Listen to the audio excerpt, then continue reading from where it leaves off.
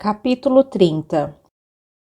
Não foi difícil criar um relatório, pois Morgan teve a ideia de pegar as anotações relativas a uma paciente que morrera há muito tempo e apenas adaptá-las. Nós simplesmente copiamos, fazendo algumas alterações aqui e ali. Havia uma certa tensão no ar, pois não podíamos ter certeza absoluta de que ninguém encontraria o corpo sem vida de Rayleigh, apesar de Morgan ter garantido que isso era bastante improvável, pois ninguém, a não ser ele mesmo e o Rayleigh, jamais havia subido aquela escada para ir até o sótão. Ainda assim, senti um grande alívio quando, por volta da meia-noite, retornamos à cena do crime e encontramos o corpo exatamente como havíamos deixado. É melhor recolhermos tudo o que caiu da bandeja enquanto estamos aqui, disse eu, apontando para as coisas espalhadas pela escada. Santo Deus, ela não comeu! Morgan exclamou atônito no momento em que ouvimos um lamento surdo vindo do quarto acima. Não posso permitir que morra de fome, independente do que tenha feito. Ele começou a pegar os pedaços de queijo e pão. Coloquei a mão em seu braço. Pare. É muito arriscado. Se entrar lá agora, poderá provocar uma comoção e acordar as atendentes do andar de baixo. Não podemos correr esse risco. Deixe estar. Pode parecer cruel, mas se estiver com fome, talvez seja mais fácil lidar com ela pela manhã. Ele dirigiu um olhar relutante na direção da porta. Está certo. Não me agrada fazer uma coisa dessa, mas você talvez tenha razão. Podemos usar a comida para forçá-la a cooperar. Colocamos todas as coisas de volta na bandeja e deixamos do lado de fora da porta. Não podíamos correr o risco de que nos vissem pegando comida na cozinha logo cedo. Por isso, o queijo e o pão amanhecido teriam de ser suficientes para alimentar a mulher pela manhã. Não havia alternativa. Voltamos para a escada e pegamos Rayleigh, eu pela cabeça e ombros e Morgan pelos pés. O corpo era surpreendentemente leve para alguém que parecia tão forte quanto viva. Tínhamos começado a carregá-la quando Morgan sussurrou. Espere.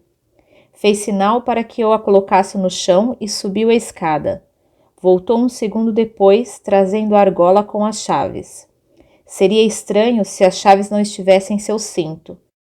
Ela nunca ia a lugar algum sem elas, disse baixinho, tirando uma das chaves. Precisamos dessa para abrir a porta logo cedo. Ele colocou a chave no bolso e prendeu a argola no cinto de Rayleigh. Pegamos o corpo de novo e começamos a descer a escada. Eu estava em pânico, com medo de encontrarmos alguma funcionária, apesar de estarmos no meio da noite e não haver nenhum motivo para alguém estar acordado àquela hora. Um silêncio sinistro seguia nossos passos e quando algo o ameaçava, como um pio de uma coruja ou o vento empurrando o galho de uma árvore contra a janela, eu ficava arrepiado.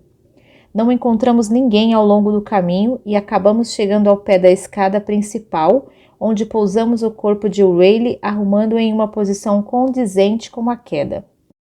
Feito isso, ficamos parados em pé, olhando um para o outro, unidos por um sentimento de cumplicidade oriunda pela culpa pelo delito compartilhado. Significava também que Morgan e eu jamais trabalharíamos juntos novamente. Seria impossível continuar depois disso. Estava pensando nisso quando fui surpreendido pela mão estendida de Morgan. Obrigado, Shepherd. Eu não esquecerei, prometo.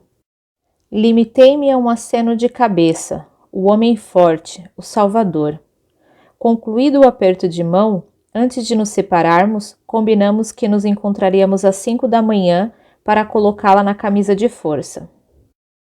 Dormi pouco naquela noite. Assim que fechei os olhos, Caroline Adams apareceu diante de mim, um fantasma grisalho, coberto da cabeça aos pés por uma camada de gelo, e quando desapareceu, ouvi o tilintar das chaves de Rayleigh. O vento castigava a casa, parecia que todas as janelas estavam sacudindo nos caixilhos, que todas as portas estavam batendo e que todas as tábuas do piso estavam rangendo, uma sinfonia nervosa que parecia inspirada no meu pavor. Senti um grande alívio quando finalmente amanheceu o dia. Até olhar pela janela. O céu estava azul e o sol brilhava como uma grande bola dourada. Apesar do pavor, olhei para o lugar onde deveria estar o Homem de Neve, mas ele havia desaparecido durante a noite. Os gramados diante da casa estavam praticamente sem neve, com algumas manchas que teimavam em ficar ali e aqui. O calor que passava pela janela parecia lembrar o calor de julho e não o frio de dezembro. Amaldiçoei os deuses que viraram as condições do clima contra mim. Percebi que era inteiramente possível que o corpo de Caroline Adams já estivesse exposto. Se não, logo estaria. Precisava deixar a ilha rapidamente, antes que fosse descoberto. Vesti-me apressadamente e fui ao encontro de Morgan. Ainda era muito cedo, por isso o hospital continuava mergulhado no silêncio. Ele estava esperando por mim do lado de fora da porta do quarto de sua esposa. Estava com um copo de água em uma das mãos e uma pequena valise na outra. Imaginei que talvez não tivesse uma valise para a estada de um dia no sanatório da cidade, por isso lhe trouxe esta. Coloquei os papéis da paciente e a autorização de viagem aqui dentro, junto com a camisa de força. Você precisa mostrar os documentos para o capitão para provar que pode levar a paciente para a terra firme. Agradeci, então ele ergueu o copo. É um sedativo. Isso irá acalmá-la por algum tempo, espero, até que a leve para o outro lado do rio. Não sei quanto tempo irá durar o efeito. Tive o cuidado de não exagerar, pois não queremos que fique tão sonolenta que não consiga andar. Mas caso fique animada demais durante a viagem, encontrará mais um pouco na valise. É um pó solúvel, quase sem gosto. Basta colocar em um pouco de água, mas não use tudo de uma vez ou ela poderá desmaiar. Tome, segure o copo enquanto abro a porta. Fiquei atrás enquanto ele inseria a chave na fechadura e a virava cuidadosamente para não fazer nenhum barulho. Era exatamente o que faria um cuidador com um animal enjaulado. Ele abriu a porta lentamente. Eu me preparei para o caso de a mulher sair gritando. Imagem que havia ficado na minha cabeça desde que contei a história da morte de O'Reilly para Morgan, mas não houve nenhum movimento ou nenhum barulho no interior do quarto. Morgan entrou e eu o segui com cuidado. A louca estava dormindo tranquilamente em posição fetal como uma criança inocente. Estava vestida com as roupas do dia, pois era O'Reilly quem a trocava todas as noites, ou Morgan quando O'Reilly estava na cidade. Na noite anterior, ele não ousara entrar. Ele se sentou na beirada da cama e passou a mão em seu braço. Bella, está na hora de acordar, minha querida. Eu lhe trouxe algo para beber. Ela piscou os olhos e acordou. Foi algo tão súbito que eu dei um pulo, derrubando um pouco do líquido. Morgan estendeu o braço e eu lhe dei o copo enquanto ele colocava o braço atrás da cabeça da mulher. Um olhar de pânico assombrou em seus olhos e por um momento pensei que ela fosse empurrar o copo.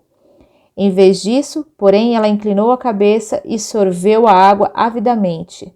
Morgan olhou para mim e com os lábios pronunciou em silêncio a palavra sede. É claro, a mulher não tinha comido nem bebido qualquer coisa desde a noite anterior. Morgan me devolveu o copo vazio e ajudou a se sentar, exatamente como alguém faria com uma pessoa inválida.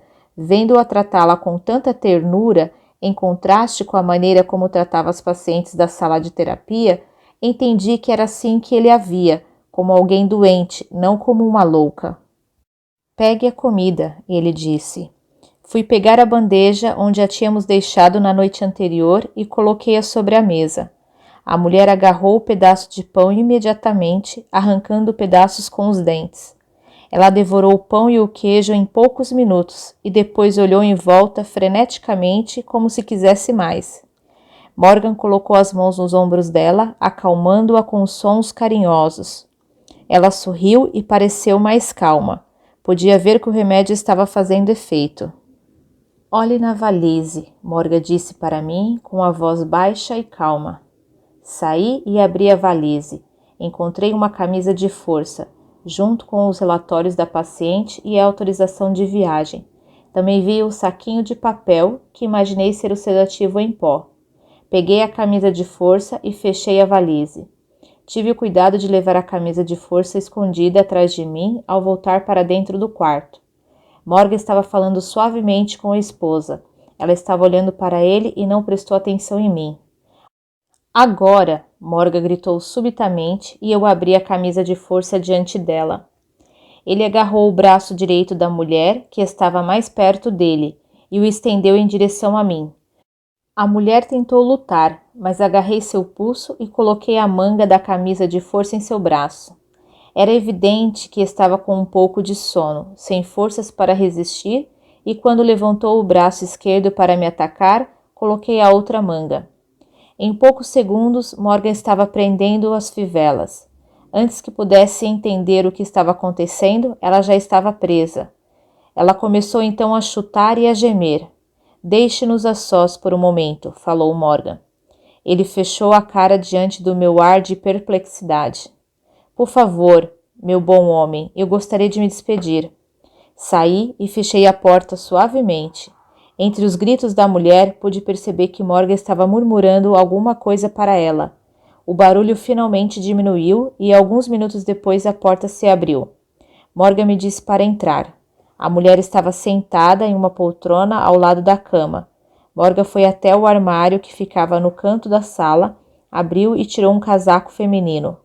Cubra-a na hora de ir embora, disse ele, e não se esqueça de cobrir a cabeça com o capuz. Nós a deixamos ali, sentada na poltrona, cochilando sob a influência do sedativo.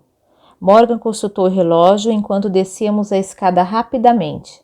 Ao menos dessa vez não pelo hábito, mas por necessidade. Precisamos voltar para nossos quartos antes que descubra o corpo de Riley, disse ele. Depois que nós dois a examinarmos, convocarei a reunião da equipe na sala do dia. Assim que começar essa reunião, você deverá sair por trás e levar Bella para o barco.